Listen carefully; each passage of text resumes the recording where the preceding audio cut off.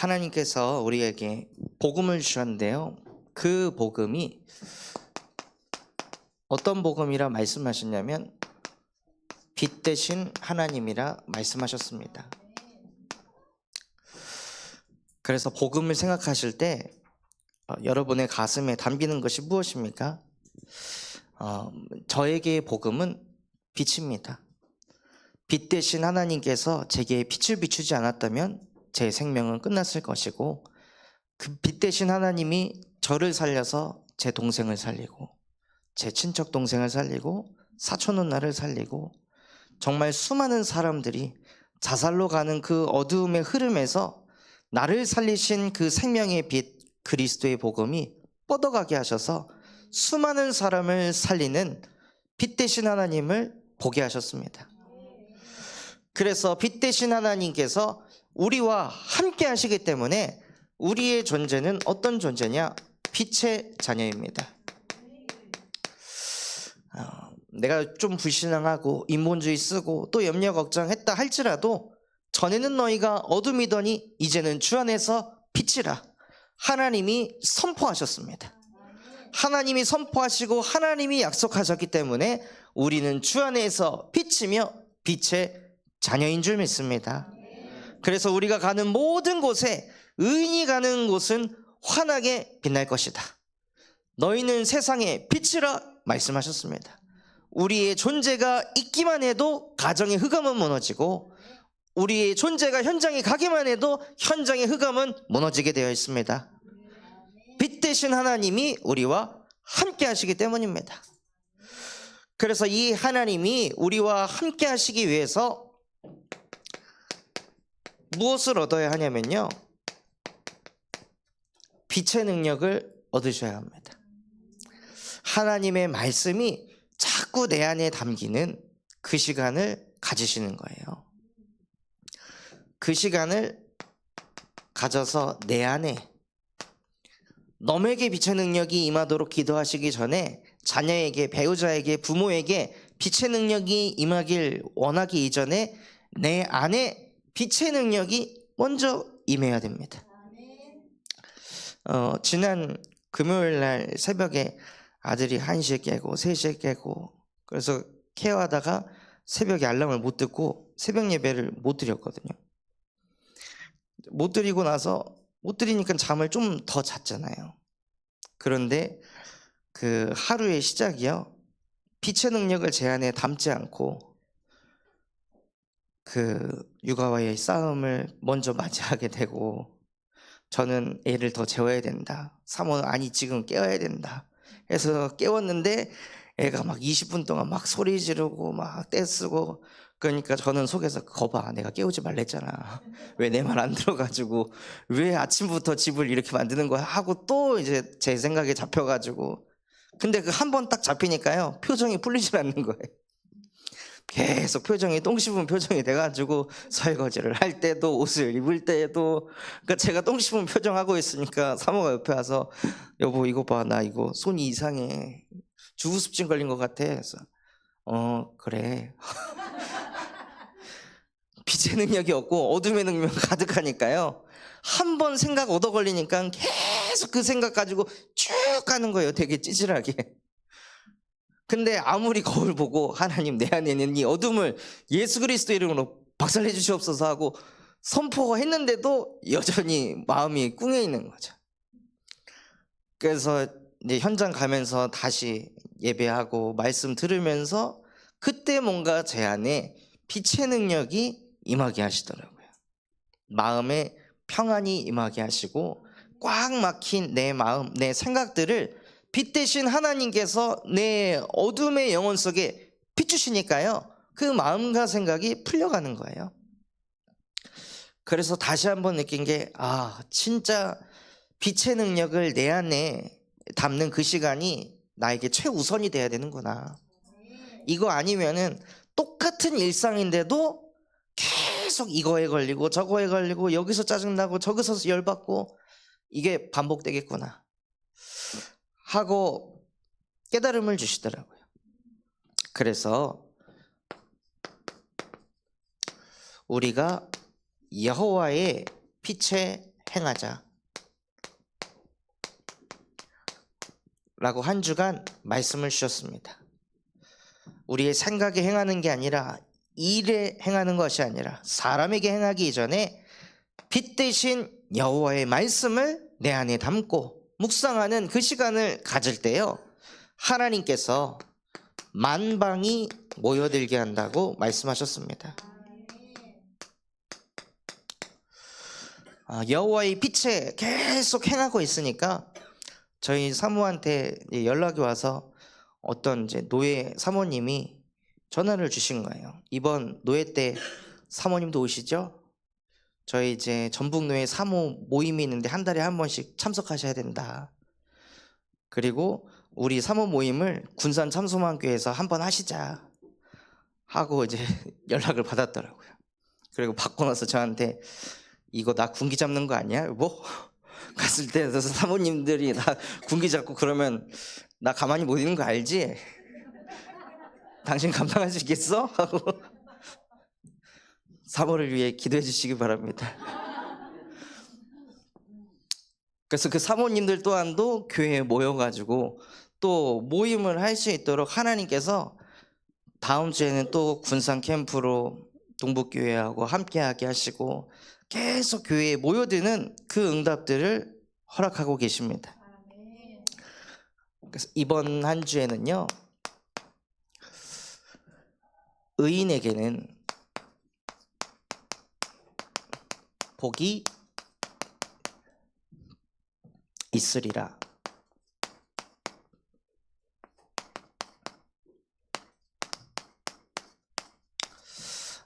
라는 말씀 가지고 한 주간 인도받도록 하겠습니다.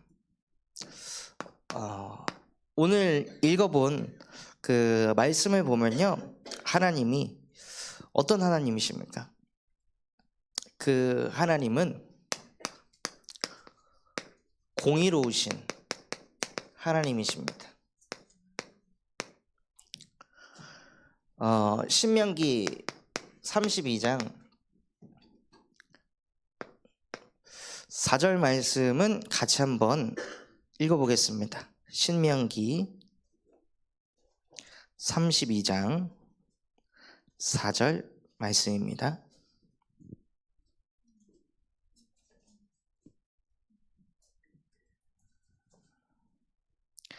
신명기 32장 4절 말씀,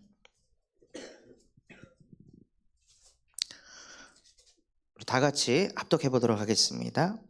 그는 반석이시니 그가 하신 일이 완전하고 그의 모든 길이 정의롭고 진실하고 거짓이 없으신 하나님이시니 공의로우시고 바르시도다. 아멘. 우리가 믿는 하나님께서 하시는 일은 완전하며 그가 하는 모든 길은 정의롭고 진실하며 거짓이 없으신 공의로우신 하나님이십니다. 우리가 이 하나님을 믿고 그 하나님이 우리와 함께하기 때문에 우리의 존재가 어떤 존재냐? 만민의 빛이 되는 존재입니다. 이사야 51장 4절에 보면요, 이 율법의 공의가 만민에게 빛이 되려 함이라. 즉 공의로우신 하나님께서 우리와 함께 하실 때 우리를 통해 하나님께서 만민에게 빛을 나타내신다는 거예요. 그래서 그 공의로우신 하나님이 자기의 형상, 하나님의 형상대로 저와 여러분을 창조하시고 우리와 지금도 함께하고 계십니다. 우리는 공의롭지 못해서 우리는 늘 자기중심적으로 또 물질중심으로 성공중심으로 생각할 수밖에 없는데요, 모든 부분에 공의로우시고 바르시고 정의로우신 하나님이 우리와 함께 하시기 때문에 다른 사람들이 봐도 저 사람은 깨끗하다, 저 사람은 순결하다, 이러한 영향력을 끼치게 하십니다. 또 그 하나님께서 우리와 함께 하시기 때문에 어떤 응답을 누리게 하시냐면요, 내가 아침에 깰 때에 주의 형상으로 만족하리이다. 그 어떤 것으로도 만족이 안 되는 인간이 무엇으로 만족이 되냐? 하나님이 나와 함께하는 것으로 만족이 된다는 거예요.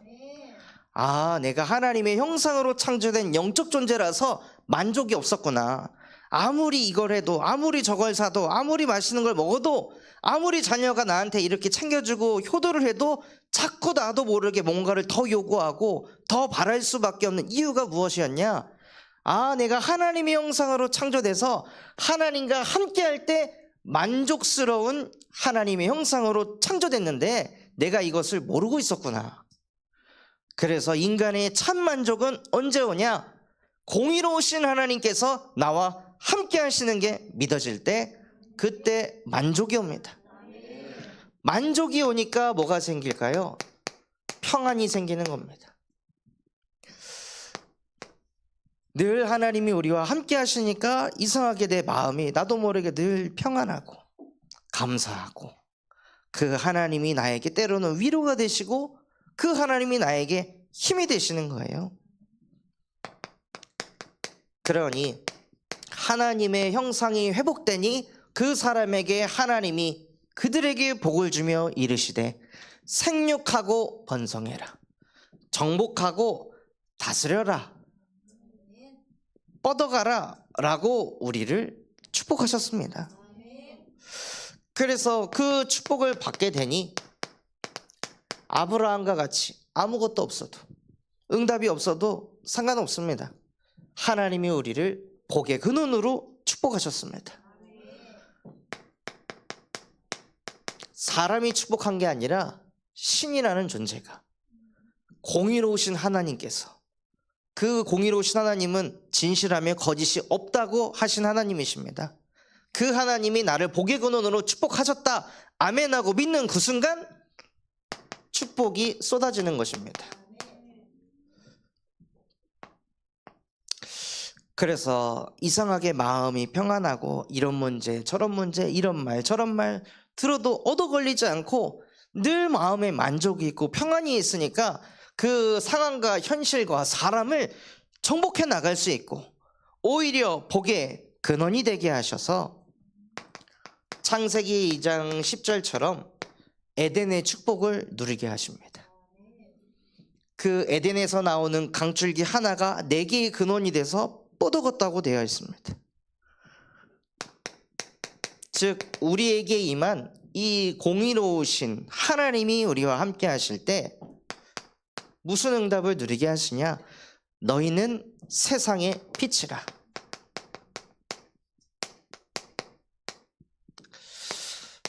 하나님께서 저와 여러분을 세상의 빛으로 부르셨습니다.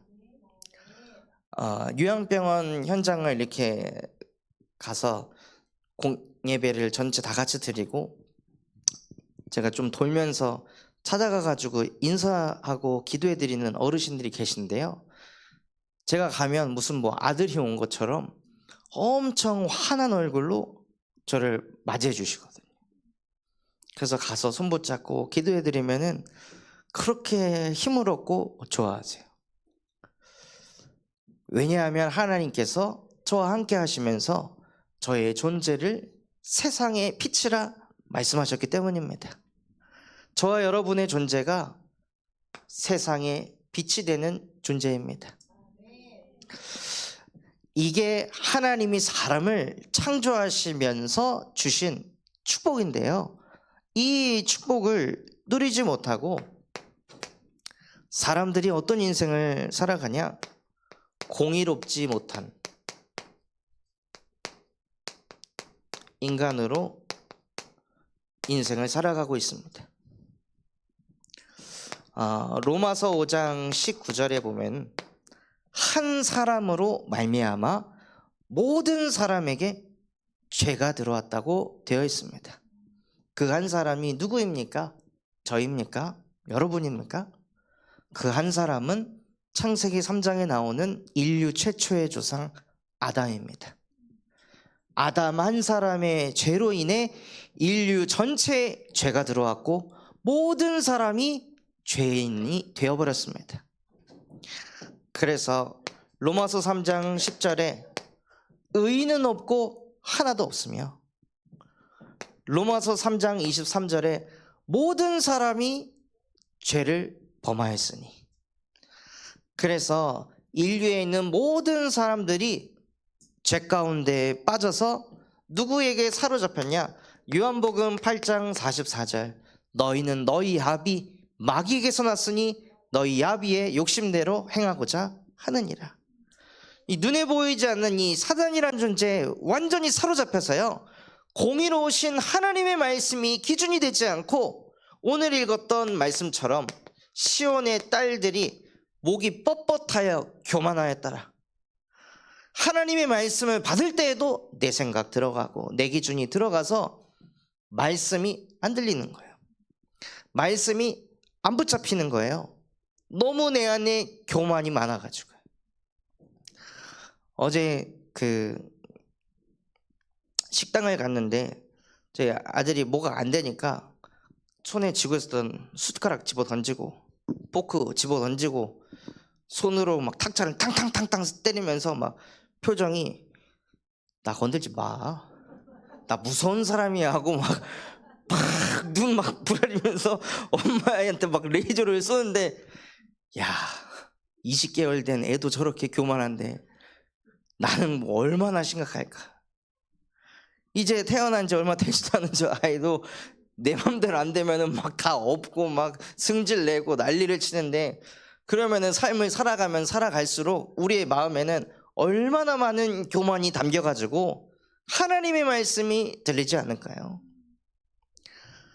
그러니 마음과 생각이 교만해지니까요, 자꾸 무엇하게 되냐? 내가 공의롭지도 않으면서 남을 정죄하게 되는 거예요. 저거 저렇게 하면 안 되는데 왜 또 저렇게 하지? 내가 저렇게 하라 했는데. 계속 내 생각, 내 기준 가지고 사람 판단하고 정죄하는 게 멈춰지질 않는 거예요. 이거 해봐야 아무 의미 없는 거 아는데도 그냥 계속 판단하고 계속 정죄하는 거죠. 왜요? 이게 공의롭지 못한 인간의 근본이니까요. 아무리 안 하려고 해도 나도 모르게 그렇게 그냥 되는 거예요. 그리고 오늘 읽었던 말씀처럼 외적인 것에 계속 집착하고, 원래 인간은 하나님의 형상으로 만족되도록 창조된 영적 존재인데 그 하나님과 함께가 안 되니까 자꾸 외적인 것에 계속 집착하는 거예요. 이거 있어야 될 것 같고 저거 있어야 될 것 같고 여기 가야 될 것 같고. 그런데 아무리 해도 마음의 만족이 없고 자꾸 불만족이 생기고, 또 외적인 것을 넘어서 영적인 것을 사모하기보다 지금 당장 경제에 사로잡혀가지고 그 경제만을 계속 쫓아가니까요, 마음에 평안이 있기보다 늘 불안감에 사로잡혀서 삶을 살아가게 됩니다. 그런데 정죄하는 것도 문제가 아니고, 내가 자꾸 불만족이 있는 게 문제가 아니고, 내 안에 있는 불안감이 문제가 아니라 진짜 문제는 우리 안에 영적인 병이 있다는 거예요. 하나님의 형상대로 창조된 인간이 하나님의 말씀 듣지 않고 그 말씀 묵상하기보다 지나가다가 사람이 흘린 그 말 붙잡고 그냥 감정에서 나온 그 말에 사로잡히고, 그래서 그것에 얻어 걸려가지고 시달릴 수밖에 없는 그 영적인 상태, 그 영적인 병을 모든 인간들이 다 가지고 있습니다. 그래서 하나님께서 우리에게 예수 그리스도의 공의를 베푸셨습니다. 누가복음 5장 31절에서 32절 말씀에, 저는 이 말씀을 처음에 딱 받아들였을 때 너무 마음이 울컥하고 감사한 구절인데요. 건강한 자에게야 의사가 필요하고 건강하지 않은 자에게, 병든 자에게는 의사가 필요하고, 나는 의인을 부르러 온 것이 아니라 죄인을 부르러 왔노라. 우리가 공의롭지 못한 거 아시고 또 우리가 교만해, 또 남 정죄하고 판단하고 늘 불만족과 불안감에 사로잡혀 이 영적인 병에서 절대로 빠져나올 수 없다는 것 아시고 하나님께서 이 땅에 예수 그리스도를 보내셔서 나는 병든 자를 고치러 왔노라, 나는 죄인을 회개하게 하러 왔노라, 이 말씀을 주신 그 예수 그리스도께서요, 요한복음 5장 24절에 내가 진실로 진실로 내게 이르노니 나 보내시는 이를 믿고 너희가 내 말을 믿으면 영생을 얻었고 심판에 이르지 아니하나니 사망에서 생명으로 옮겼느니라 하고, 우리를 이 공의롭지 못한 인간의 삶 속에서 평생을 시달리면서 살아갈 수밖에 없는 우리를 사망에서 생명으로 옮기셨습니다. 그래서 사망에서 생명으로 옮기기 위해 하나님께서 요한일서 3장 8절 하나님의 아들이 나타나신 것은 하나님과 함께하면서 만족을 누리지 못하게 하고 거짓을 말할 때마다 제 것으로 말해서 영적인 것보다 자꾸 외적인 것에 목매이게 하고 집착하게 만드는 모든 마귀의 일을 멸하려 하심이라. 또 하나님 떠난 우리에게 예수께서 길이 되시고 진리 되시고 생명 되셔서 지금 하나님과 함께 하도록 만드셨습니다. 또 로마서 8장 2절 그리스도 예수 안에 있는 생명의 성령의 법이 죄와 사망의 법에서 늘 내가 공의롭지도 못하면서 공의로운 척 사람 판단하고 정죄하고 그 속에서 절대 빠져나올 수 없는 우리를 그리스도 예수 안에 있는 생명의 성령의 법으로 우리를 해방시키셨습니다. 그래서 이 일을 행하신 예수께서 인간이 절대 치유받을 수 없는 모든 사람이 가지고 있는 이 영적인 병, 하나님과 함께가 안 되는 그 병, 하나님 말씀대로도 내 생각이 먼저 튀어나가는 그 병을 십자가에 못 박고 끝내버리셨습니다. 이 예수가 우리의 그리스도이시며 살아계신 하나님의 아들이십니다 라고 고백할 때 음부의 권세가 너를 이기지 못하리라. 예수가 우리에게 그리스도 될 때요, 나도 모르게 정죄하고 있던 내 습관, 내 생각들이 나도 모르게 치유가 됩니다. 정죄 안 해야지, 판단 안 해야지 해서 막 그걸 내가 억제하고 참으면요 결국에는 또 터져나갑니다. 그래서 정죄 안 되는 나를 하나님 앞에서 인정하시기 바랍니다. 하나님, 나는 늘 남을 정죄할 수밖에 없는 죄인입니다. 공의롭지도 않은 내가 늘 자꾸 옳다 맞다 틀리다 판단할 수밖에 없는 연약한 존재입니다. 그래서 나에게 예수 그리스도 당신이 필요합니다 하고 하나님 앞에 엎드리시기 바랍니다. 그래서 공의롭지 못한 나는 십자가에 못 박혀 죽었고 이제는 내가 사는 것 아니요 오직 내 안에 그리스도께서 사시는 것이라.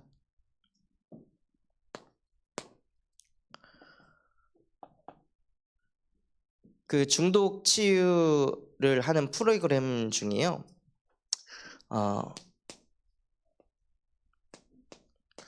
가장 유명한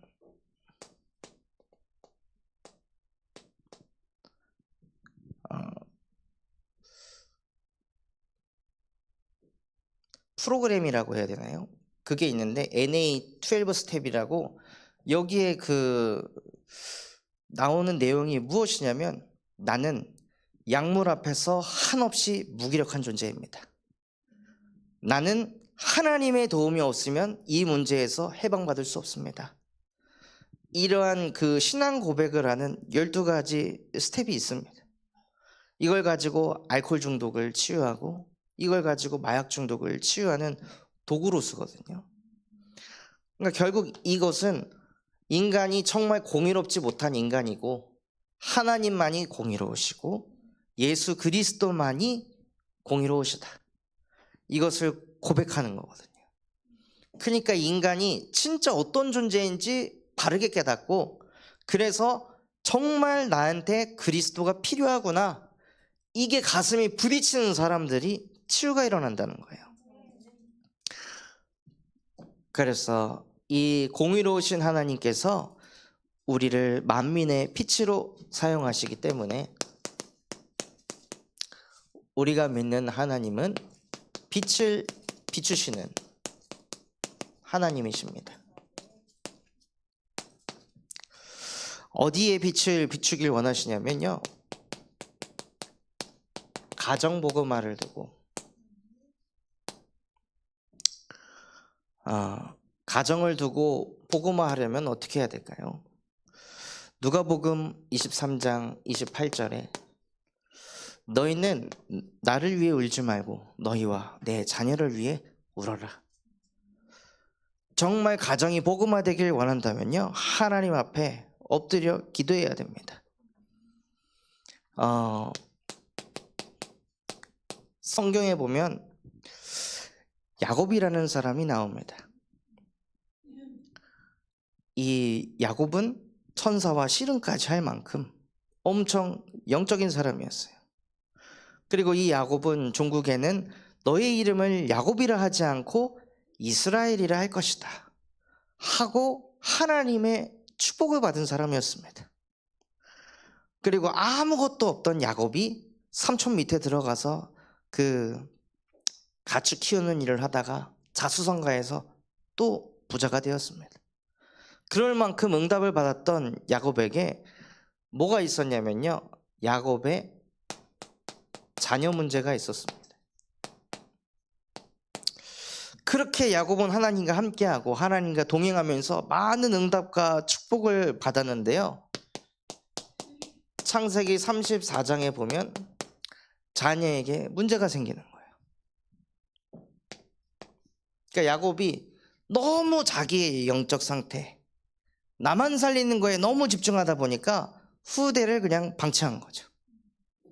후대가 방치돼서 야곱의 딸 디나가 저 지역에 가면은 뭐 재밌는 게 있을까 하고 갔다가 강간을 당하게 됩니다. 지금 시대로 치면은 친구들이 야 우리 클럽 가자 재밌는 거 있대 하고 갔다가 물에 탄 마약을 접하게 된 거하고 똑같은 케이스인 거죠.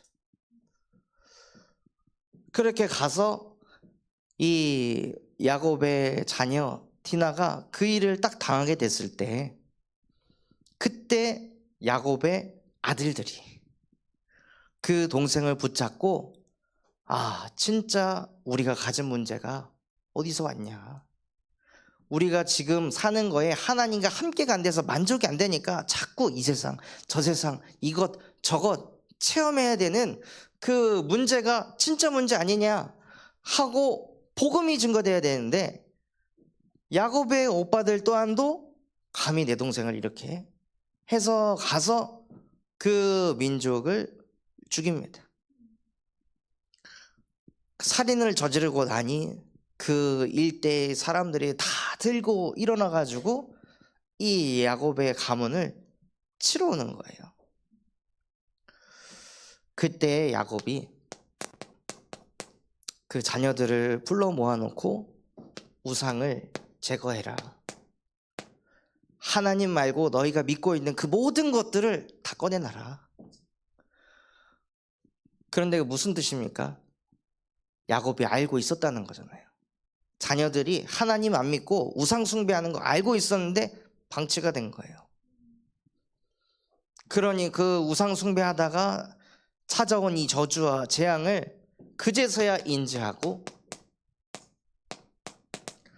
창세기 35장 1절에서 2절처럼 자녀들을 불러 모아가지고 너희가 가지고 있는 우상 다 꺼내, 그거 아니야, 다 내려놔 하고 야곱이 자녀들에게 팀 사역을 하는 거예요.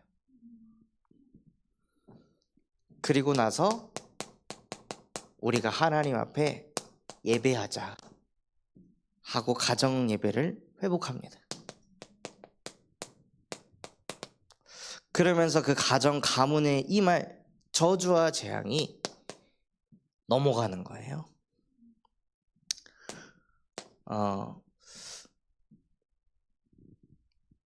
저 또한도 청년 시절에 경제에 사로잡혀가지고 다단계에 끌려가서 군대 나오자마자 다단계에 들어가가지고 새벽 3시 반에 일어나서 제가 다단계 마케팅할 친구들을 두고 수첩에 적고 기도를 하고, 하나님 여기 문이 열려지게 해주세요 하고 다단계를 하면서 하나님께 기도하면서, 그래서 기도하니까 또 응답이 또 오더라고요.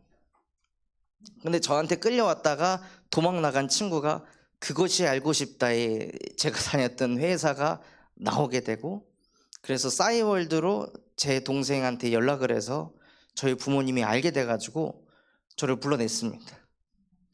교회로 불러내가지고 앉혀놓고 이제 이야기를 하는데, 아버지가 그런 얘기를 저한테 해주시더라고요. 너한테 99개의 좋은 것을 주면서 한 가지 거짓말을 하게 한다면 그 전부가 거짓이다. 근데 네가 있는 그 다단계가 바로 그런 곳이야 하고 얘기를 하시는데, 그때 당시에는 그 메시지를 듣진 않았는데 그게 저한테 박히더라고요. 그 우상을 제거하라는 그 메시지가 제 가슴에 박히는 거예요. 근데 그 메시지를 할 때 아버지가 울면서 얘기하셨거든요. 그 길로 안 갔으면 좋겠다 하고 울면서 저한테 메시지를 주시는데, 그때 당시에는 이게 너무 좋으니까, 영적인 병에 제가 걸려 있으니까 그 메시지가 튕겨나갔으나 나중에 그게 돌고 돌아서 저한테 박히는 거예요. 그래서 진짜 우리 후대들이 야곱의 자녀처럼 영적으로 방치돼 가지고 어느 날이 오겠지 하고 내버려 두는 것이 아니라요, 진짜 자녀를 두고 눈물로 기도해야 합니다.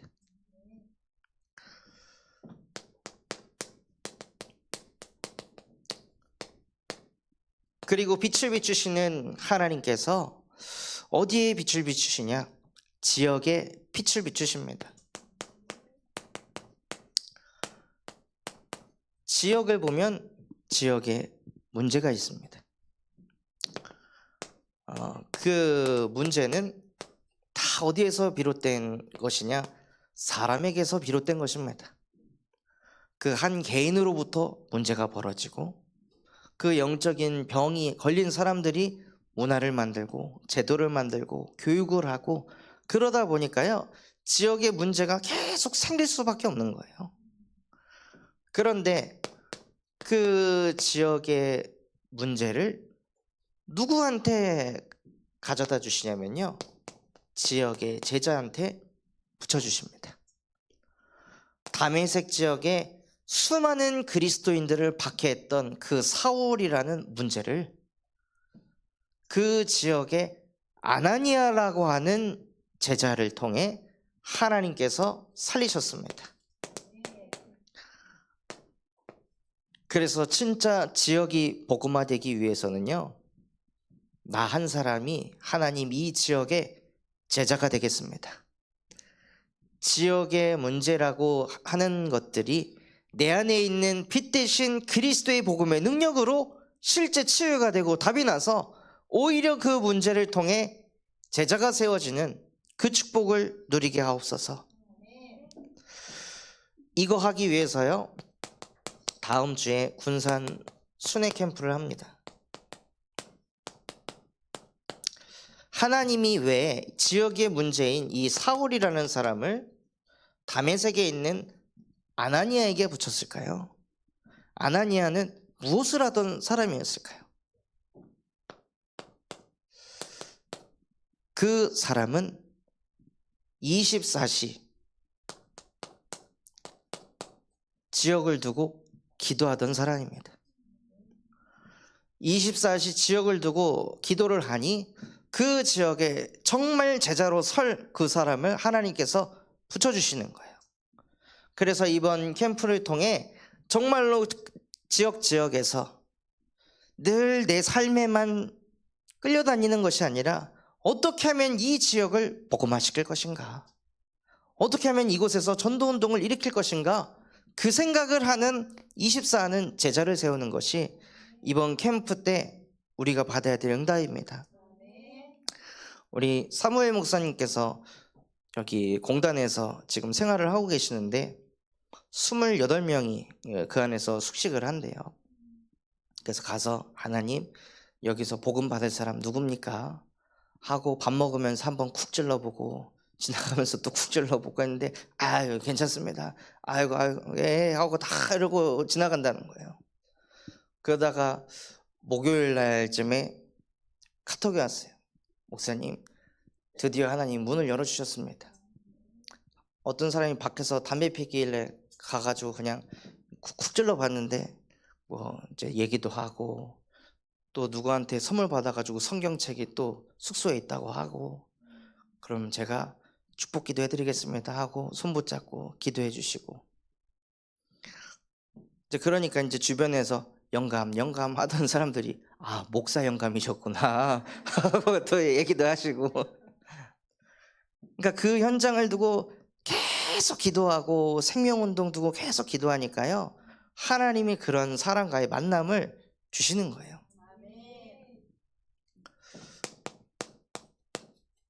그리고 빛을 비춘 하나님께서 미래를 복음화해 나가십니다. 군산대학교 현장에 호프라는 중독 예방 동아리를 세우고 있는데요, 15명 정원을 모집해야 되는데 하나님께서 도우셔서 18명이 채워지게 하셨습니다. 그리고 이제 군산대학교에서 동아리실을 어떻게 쓸 거냐, 동아리실을 쓸 계획표를 작성해서 디테일하게 제출해라 해서 그걸 하려고 하는데 이걸 또 어떻게 또 만드나 하는데, 감사하게도 이거 하라고 하나님이 그 챗 GPT를 또 만드셨잖아요. 거기서 군산대학교에 중독 예방 동아리를 설립했는데 동아리실을 쓸 수 있는 학기 계획서를 만들어줘 하니까 잘 만들어주더라고요. 그래서 복사해가지고 붙여 넣어갖고 전달했더니 너무 잘했다고. 그래서 그 뭐 지브리 사진만 쓰지 마시고 정말 우리가 전도운동할 때 쓰기에 아주 좋은 도구입니다. 그래서 이 동아리가 세워져서 군산대학교 뿐만이 아닌 군산간호대, 호원대, 군장대 이 4개 대학교에 이 예방동아리가 세워지고 그 동아리실에서 예배할 수 있도록 기도해 주시기 바랍니다.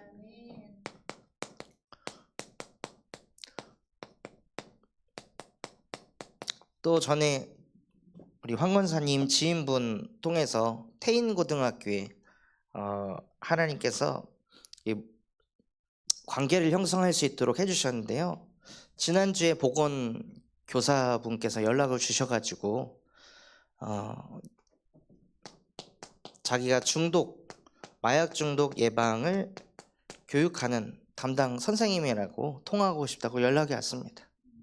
그래서 그분하고도 이제 통화를 해보니까 학교 재정상 우리가 이렇게 사례비를 많이 드릴 수 없다 그렇게 얘기하시길래 저는 돈 안 줘도 가겠습니다.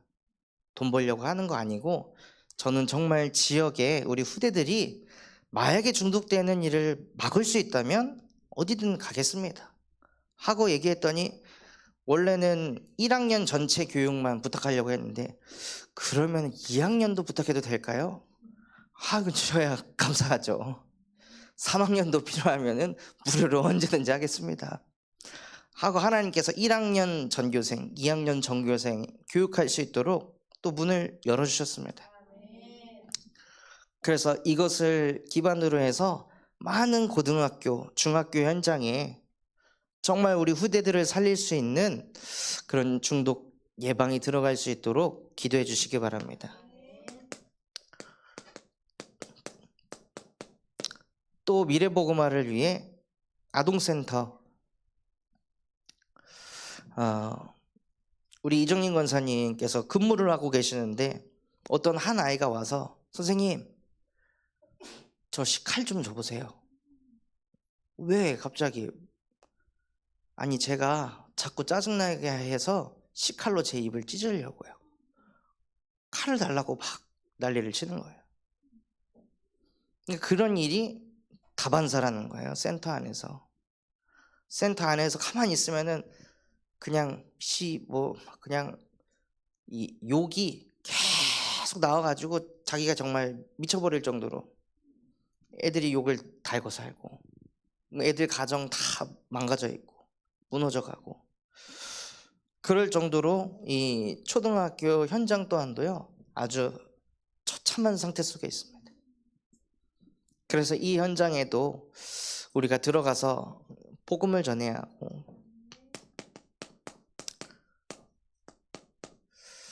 또 하나님께서 바티전 선교원을 세우셔서 인도받고 있는데요. 선교원이 이제 세워졌으니까 또 열심히 해야 되고 잘해야 되잖아요. 그러다 보니 지금 선교원에 계신 교사분들이 1명, 2명 이 질병이 찾아오고 있습니다. 그래서 이 선교원분들을 기도하면서 하나님이 저에게 주신 메시지가 필리비가 자주 하는 말인데요. 빼. 힘을 빼야 됩니다. 처음 하는 거기 때문에 잘할 수 없습니다. 한 번에 애들을 복음화 시키는 거 불가능합니다. 그런데 그거를 한 번에 모든 것을 다 하려고 하면요 힘이 계속 들어가서 결국에는 경직되고 부러지게 되어 있습니다. 그래서 우리 모든 선교원 원장님 포함해서 교사분들이 힘을 빼시는 그 은혜를 누리시기 바랍니다.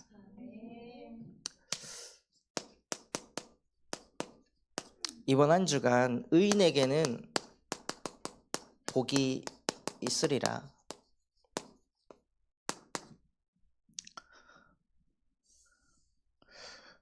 말씀하셨는데요. 이번 이사야 3장의 말씀을 보면 하나님보다 의지했던 것들이 나옵니다. 하나님만을 의지해야 될 인간이 하나님이 아닌 너희가 먹는 것, 너희가 마시는 것, 그 모든 것을 제하겠다.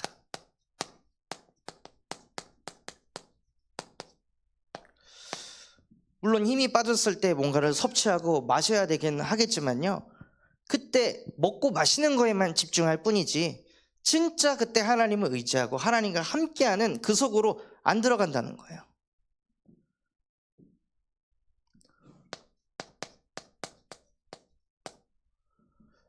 그래서 지금 많은 청년들이 자기의 몸에 만족이 안 돼가지고 다이어트를 하겠다고 다이어트 약을 처방받아서 하나를 먹고 하나를 먹었는데 나중에 또 식욕이 올라오니까 2알을 먹고 2알을 먹다가 또 식욕이 올라오니까 3알을 먹고 그러다 나중에 10알을 먹고 12알을 먹고 그러다가 나중에 필로폰까지 가는 거거든요. 그러니까 그때 먹고 마시는 것으로 내가 가진 문제를 풀려고 하는 것이 아니라 먹기 전에 마시기 전에 잠깐만이라도 하나님을 의지하라는 거예요. 또 하나님께서 무엇을 제하겠다고 말씀하셨냐면 용사와 전사와 재판관과 선지자와 복술자와 장로와 50부장과 기인과 모사와 여러 장인들, 그러니까 문제가 있고 어려움이 있으면 항상 전문가 찾아가고 누구 찾아가고 능력 있는 사람 찾아가고 그러니 하나님을 의지하지 않는 거예요. 그러니까 주변에 있는 인맥들을 하나님께서 제하신다는 거예요. 하나님을 의지할 수 있도록.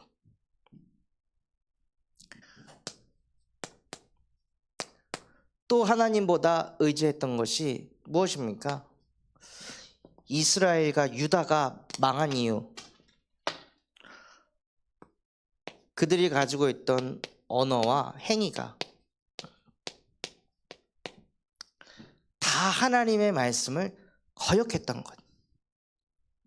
그러니까 사람의 언어와 행위를 더 의지하고 따라가다 보니까요, 하나님께서 그 모든 것들을 폐하겠다고 말씀하셨습니다.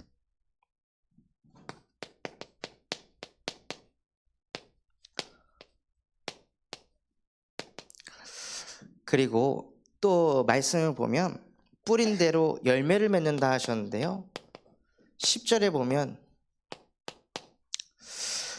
의인은 복을 얻게 될 것이다. 그래서 저와 여러분이 악인이 아닌 의인의 열매를 누리시길 바랍니다. 반대로 악인은 화를 잊게 될 것이다 라고 말씀하셨습니다. 그것을 넘어서 그들을 다스리는 자가 아이가 될 것이다. 그러니까 그들을 통치하는 자가, 지도자가 아이가 되니까 이 길로 가야 되나 저 길로 가야 되나 말도 안 되는 그 판단을 하고 말도 안 되는 인도를 하니까 무엇이 찾아오게 되냐면요, 혼란이 찾아오게 되는 거예요. 그래서 저희 나라를 두고도 기도하실 때 정말로 저 정치인이, 정말로 대통령이 아이가 그 자리에 앉으면 나라가 혼란스럽게 됩니다. 아이가 그 나라의 대통령이 되지 않게 하기 위해서는 우리가 먼저 하나님을 의지하고 지역을 복음화하고 미래를 복음화해 나갈 때 하나님께서 세우시는 그러한 지도자가 세워질 줄 믿습니다.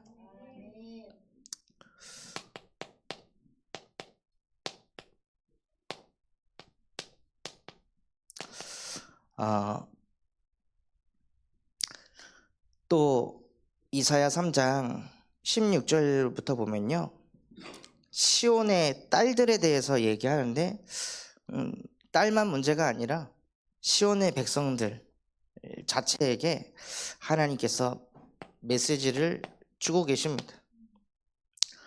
16절에서 23절에 보면 시온의 딸들이 교만하여 느린 목, 정을 통하는 눈으로 돌아다니며, 그러니까 마음이 교만하고 그 정을 통해서 자꾸 정분을 일으키고 몸에는 수많은 장신구들, 그러니까 하나님의 형상으로 만족이 안 되니까요, 자꾸 외적인 것에 집착하고, 그래서 막 발찌, 뭐 거울, 얼굴 가리개 두건 온갖 것을 계속 사가서 몸에 자꾸 치장을 하는 거예요.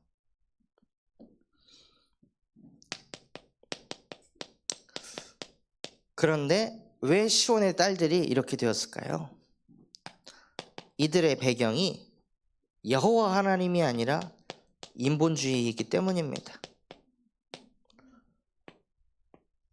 그때 당시에 있던 남자들이 분명히 여자들을 가리켜서 야, 진짜 당신처럼 아름다운 사람이 없다 하고 자꾸 외적인 것만 자꾸 칭찬하고 외적인 것만 자꾸 얘기하니까 이 시온의 딸들이 더 외적인 거에만 집중하게 되는 거예요. 그렇게 되니 시온은 황폐하게 되었습니다.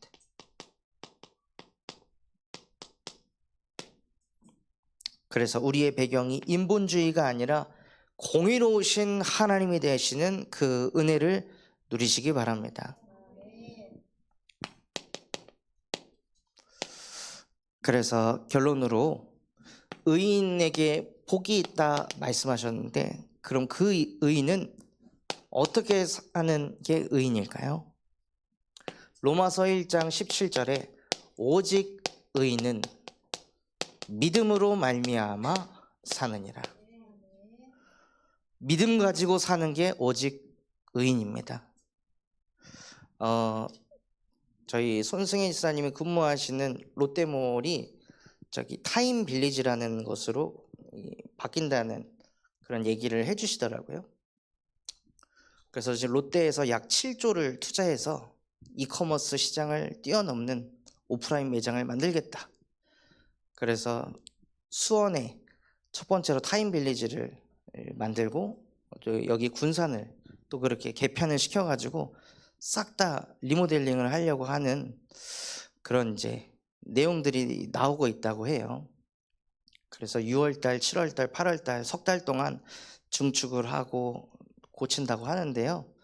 기도해 줄 것이 그 현장에서 원래는 계속 말씀 운동을 하다가 예배처가 사라지게 돼서 지금은 이제 시스템이 무너졌는데 리모델링이 싹 되고 나서 우리 손지사님의 매장이 예배할 수 있는 공간을 얻을 수 있도록 기도해 주시기 바랍니다. 그래서 정말 그 치열한 그 몰 안에서 사업을 하고 계시는 많은 산업인들에게 예수 그리스도의 복음이 뻗어가는 지역 복음화를 이루는 플랫폼이 되어질 수 있도록 우리가 믿음 가지고 기도할 때 성경에 보면 이렇게 되어 있습니다. 의인의 간구는 역사하는 힘이 큼이라. 그래서 그 역사를 다 같이 체험할 수 있도록 기도해 주시기 바랍니다. 받은 말씀 붙잡고 합심해서 기도하겠습니다. 하나님 아버지 감사합니다. 정말로 하나님 공의로우신 하나님께서 나와